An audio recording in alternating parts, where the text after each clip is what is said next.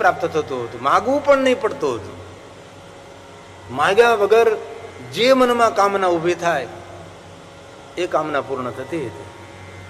કારણ કે કામદ વન હતું, કામદગીરી પહાડ હતો, કામદગીરી વનમાં જેનો આશ્રમ હતો. કોઈ પણ કામ ના કરો, કામધેનુની પૂર્ણ કૃપા હતી. અને એટલો તપસ્વી અત્રિ અનસૂયાનું તપનું વર્ણન કર્યું શિવપુરાણની અંદર. આ તપસ્વીનો આશ્રમ હતો. પણ ચંદ્ર વધારે પડતો સમાજની સેવા કરે છે અને એ સેવાની અંદર આ રોહિણી વધારે મદદરૂપ થાય છે. અને મદદરૂપ થતી હોવાને કારણે ચંદ્રનો એક સ્વભાવ બની ગયો હતો કે રોહિણીને વધારે સન્માન મળતું હતું. અને એ તો સીધી જ વાત છે ને ભાઈ, આપણી નજીક રહેનારો માણસ હોય, આપણી સેવા કરતો હોય, તેનું સન્માન અધિક મળતું હોય છે. જે માણસ આપણા કાર્યમાં સહયોગી ન હોય, સહભાગી ન હોય, આપણી સાથે રહેતો ન હોય, મળતો ન હોય, તો એ કેવી રીતે તેને આપણે સન્માનિત કરીએ? પણ જે માણસો આપણી સાથે રહેતા હોય, આપણા કાર્યમાં સંકળાયેલા હોય, સેવાભાવી હોય, આપોઆપ તેનું સન્માન થતું હોય છે. તો ચંદ્ર વારંવાર રોહિણીનું સન્માન કરે અને રોહિણીનું સન્માન જોઈને બીજા કોઈને કોઈ અસર નથી, પણ રોહિણીની જ જે 26 બહેનો હતી એમના મનમાં, એમના હૃદયમાં ઈર્ષા પ્રગટ થાય. અમે પણ ચંદ્રની પત્નીઓ છીએ, અમારું કેમ સન્માન નહીં? રોહિણીનું એકનું જ કેમ સન્માન? અને ઈર્ષા કરનારો માણસ દૂરનો ન હોય, ઈર્ષા કરનારો માણસ નજીકનો જ હોય છે. દૂરવાળા કોઈ દિવસ તમારી ઈર્ષા ના કરી શકે. ઈર્ષા કોણ કરે? જે આપણને ઓળખતા હોય, જે આપણા કાર્યક્ષેત્રમાં સંકળાયેલા હોય, જે આપણા સંબંધી હોય, જે આપણા કુટુંબ પરિવારના હોય, નજીકના હોય, એ જ લોકો ઈર્ષા કરે ને. એક સીધી વાત છે. અને ઈર્ષાનું વાંગમય સ્વરૂપ જેનું નામ છે નિંદા. જેના પ્રત્યે આપણે ઈર્ષા હોય એની જ આપણે લગભગ નિંદા કરતા હોય છે. જેના પ્રત્યે આપણે કોઈ ઈર્ષા ભાવ નથી તેની નિંદા ન કરી. જેના પ્રત્યે આપણને સંપૂર્ણ ભાવ છે એની પ્રશંસા કરીએ આપણે. એક મોટું મનોવિજ્ઞાન છે. હવે અંદર અંદર બહેનો બધી ખટપટ કરવા લાગે, ઝઘડવા લાગે છે. ચંદ્રને જાણતી છે, ચંદ્રે રોહિણીને સમજાવવાનો પ્રયાસ કર્યો, બીજી 26ને સમજાવવાનો પ્રયાસ કર્યો, પણ ઝઘડાનું કારણ ધન સંપત્તિ નહીં હતું. ઝઘડાનું કારણ સિર્ફ અંદર રહેલી થોડી ઈર્ષા. વાત વધતી ગઈ, ઈર્ષા દિન પ્રતિદિન વધતી ગઈ અને અત્રિ અનસૂયાના આશ્રમમાં ઝઘડાઓ શરૂ થયા છે. અત્રિને દુઃખ થયું, અનસૂયાને પણ દુઃખ થયું કે અમારો આશ્રમ એ તપસ્થલી છે ને અમારા આશ્રમમાં ઝઘડાઓ કરે દક્ષની પુત્રીઓ. કલહને શાંત કરવા માટે અત્રિ અનસૂયા બંને સમજાવે છે કે તમે ઝઘડો નહીં, આ સાધુનો આશ્રમ છે, શા માટે કલેશ કરો છો? પણ કોઈ કોઈની વાત માનવા માટે તૈયાર નથી. ઘણા આવા ઘર હોય છે, શાંતિપ્રિય ઘર હોય છે, પણ એક પુત્ર વધુ આવે ઘરને કલેશથી ભરી દે. એક માણસનો સ્વભાવ વિપરીત હોય પૂરા પરિવારને બરબાદ કરી દે. દિન પ્રતિદિન વાત વધવા લાગી છે અને 26 ભેગી થઈને પોતાના પિતા દક્ષ મહારાજને ફરિયાદ કરે છે. પિતાજીને થયું કે મારી દીકરીઓ દુઃખી છે, આ રાજમહેલમાં ઉછરેલી બધી મારી દીકરીઓ એક તો આશ્રમમાં રહે છે અને ઉપરથી દુઃખી છે. અને એ દક્ષ મહારાજ પોતાના જમાઈ ચંદ્રને મળવા માટે આવે છે. અને કેવી રીતે ચંદ્રને મળ્યા તમે જુઓ. તમે એટલો મોટો જબરો માણસ, પ્રજેશ માલિક, પ્રજેશ દક્ષ, પ્રજાપતિ દક્ષ,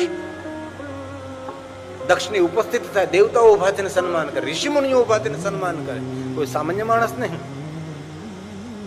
પણ જયારે તેના જમાઈને મળવા જાય છે ત્યારે કઈ રીતે જાય છે? હાથ જોડીને જાય છે. વિનમ્ર, નમ્રતા પૂર્વક પોતાના જમાઈને મળે છે. કારણ કે આપણા દીકરીનું સુખ આપણા જમાઈના હાથમાં હોય છે. અને કેટલી સુંદર નમ્રતાથી વાત કરી છે. એમ કહ્યું કે ચંદ્ર, તમે કેટલા મહાન છો, કેટલા શ્રેષ્ઠ કુળમાં તમારો જન્મ થયો છે. અત્રિ મહારાજનું કુળ એટલે નિષ્કલંક કુળ. અત્રિ મહારાજનું કુળ કેટલું વંદનીય છે. વિમલ, વિમલ મતલબ કુળમાં કોઈ મલ નહીં, કોઈ કલંક નહીં. અને આવા દુનિયામાં ઘણા બધા કુળ હોય કે જેને પોલીસ સ્ટેશન ન જોયું હોય, જેની પરંપરામાં કોઈ કલંક ન લાગ્યો હોય, નિષ્કલંક પરિવાર હોય છે.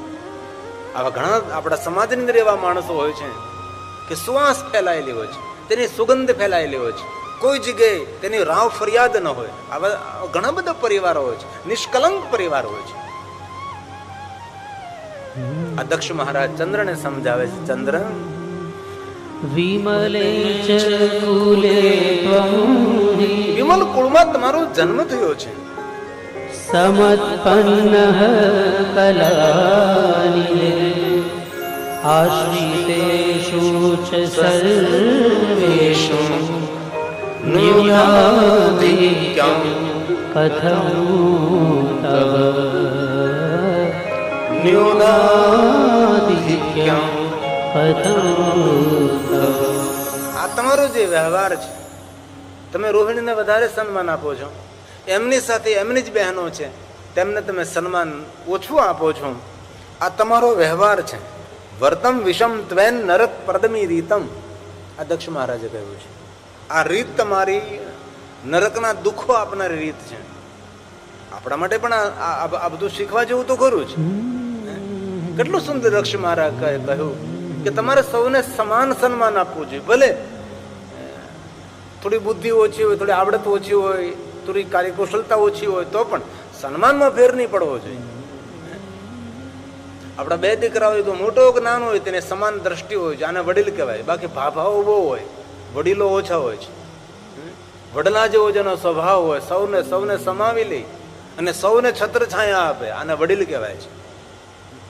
ઉંમર થઈ ગઈ હોય તેને ભાભાઓ કહેવાય છે. પેલું કપડું ક્યાં લૂછવામાં કામ ન હોય ફેંકી દે તેને ગાભો કહેવાય. અને સમાજમાં કોઈના કામમાં ન હોય, ઘરના કામમાં ન હોય, ભાભો કહેવાય. અને આપણે બે પુત્ર હોય તો બંને પુત્ર હતું ને સમાન સન્માન હોવું જોઈએ. ભલે થોડી મોટી કાર્યકુશળ ઓછી હોય અથવા નાની થોડી કામ ચતુર ઓછી હોય તો પણ સન્માન તો સરખું જ થવું જોઈએ. તમે મોટીના પક્ષમાં રહ્યો, નાનીને તમે એક બાજુ કાઢી નાખો તો એ પરિવારમાં ઝઘડો થવાનો, કલેશ થવાનો છે. આવા ઘણા પરિવારોમાં આપણે જોઈએ છીએ.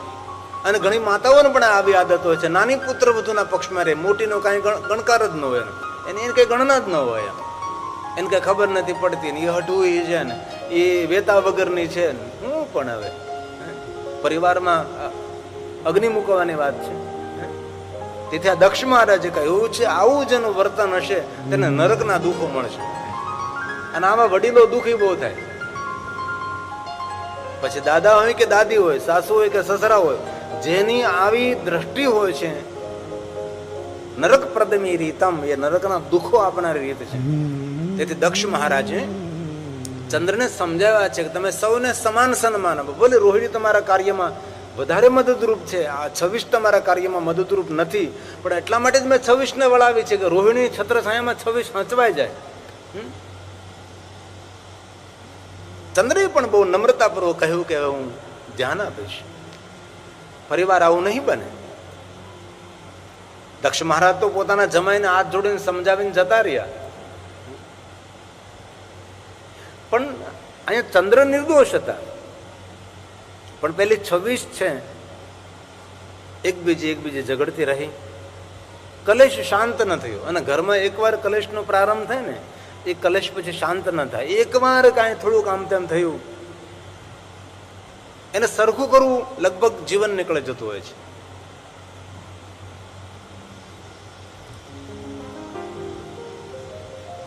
અત્રિ, અનસુયા, ચંદ્ર સૌ સમજાવે પણ કોઈની વાતમાં માનવા માટે કોઈ તૈયાર જ નથી. અને ફરીવાર જયારે 26 પોતાના પિતા દક્ષની પાસે જાય છે અને હવે દક્ષ મહારાજને થોડું દુઃખ થયું છે કે મારી પુત્રીઓ કેમ દુઃખી થાય છે. પણ દુઃખનું કારણ દરેકનો સ્વભાવ હોય છે. આપણા દુઃખનું કારણ અન્ય કોઈ ન હોય, કાં આપણા કર્મો હોય અને કાં આપણો સ્વભાવ હોય છે. બાકી દુનિયામાં કોઈ માણસ આપણને ન સુખી કરી શકે ન દુઃખી કરી શકે, સીધી વાત છે.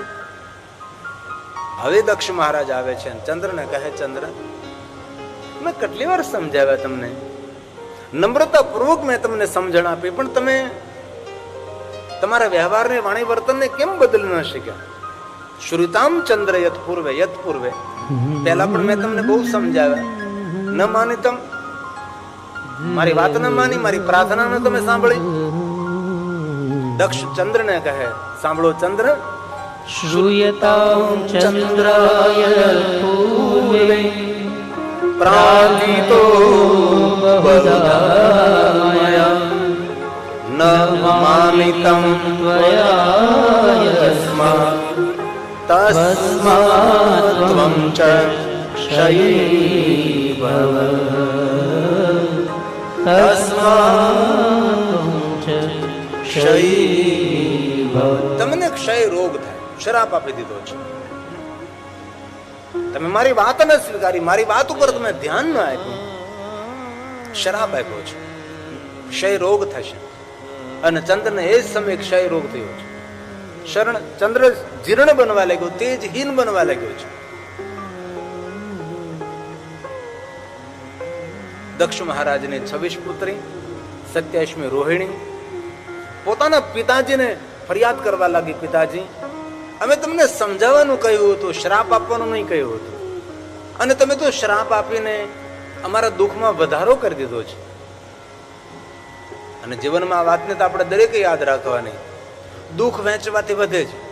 આપણા જીવનની દુઃખોની વાતો જેટલા માણસોને કરીએ એટલું દુઃખની વૃદ્ધિ થાય. કરવું શું આપણે? ઋષિમુનિઓ નિર્ણય લીધો, કોઈ પાસે ન જવાય, બ્રહ્માજી પાસે જવાય. અને સૌ ભેગા મળી ઋષિમુનિઓ બ્રહ્મા પાસે ગયા અને બ્રહ્માજીને રજૂઆત કરી કે અત્રિપુત્ર ચંદ્ર એક ડાયા માણસના સમાજના સેવક છે, અને દક્ષે તેને શ્રાપ આપ્યો છે, તેને ક્ષય રોગ થયો છે, અને રોગમાંથી કઈ રીતે મુક્ત બની શકે. તમારી પાસે કોઈ યુક્તિ હોય તો આપ મને કોઈ માર્ગદર્શન કરો, જેથી કરીને ચંદ્રનું સારું થાય. બ્રહ્માજી બહુ સુંદર વાત કરી કે જીવનના દરેક રોગમાંથી મુક્ત કરનારા ભગવાન શિવ છે.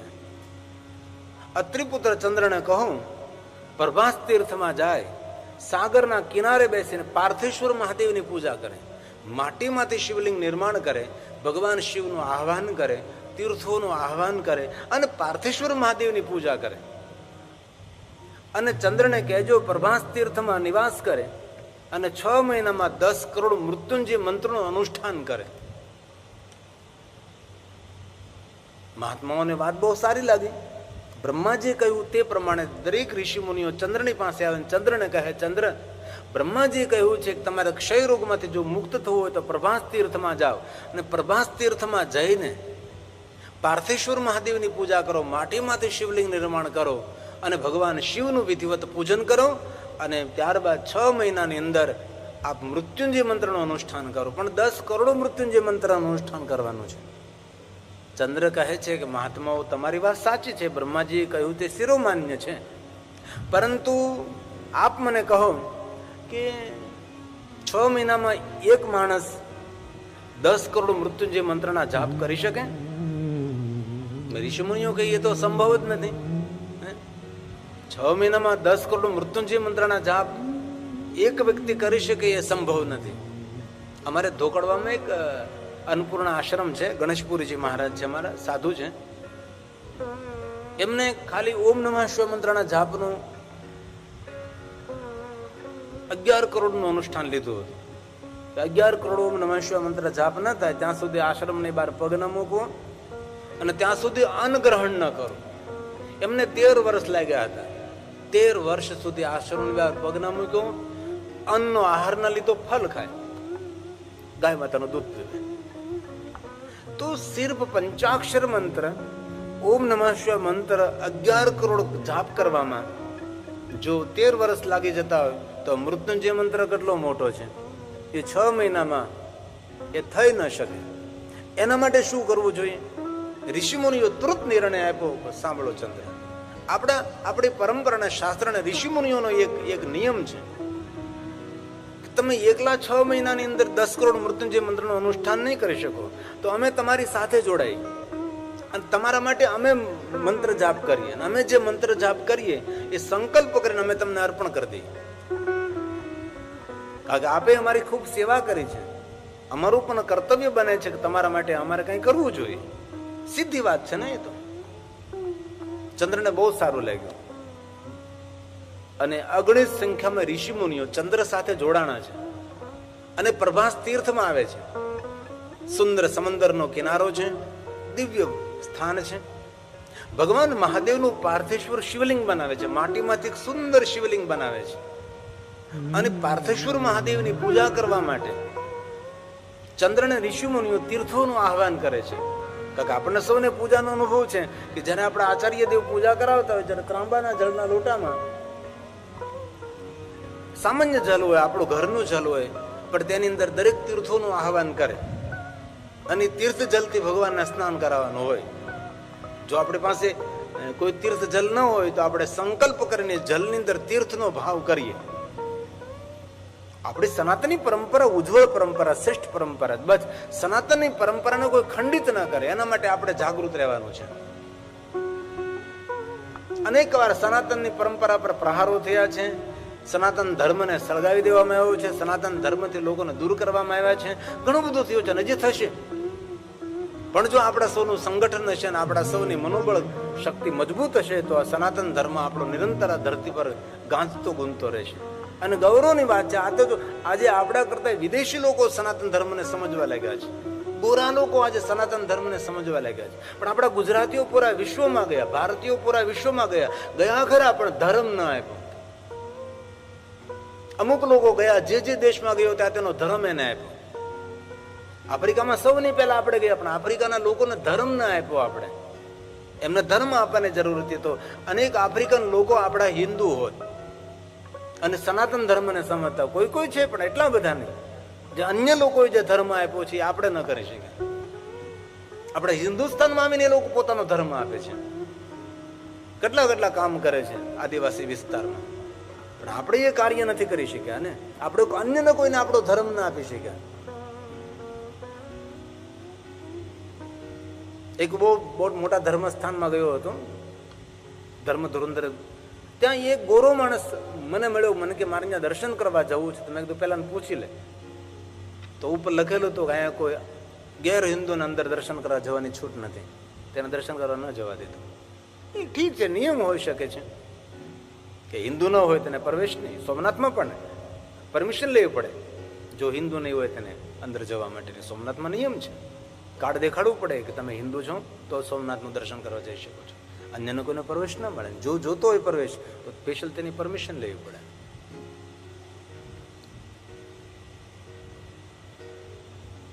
તો સવારમાંથી પાર્થેશ્વર મહાદેવની પૂજા, તીર્થોનું આહવાન છે. આહવાયમ તીર્થાને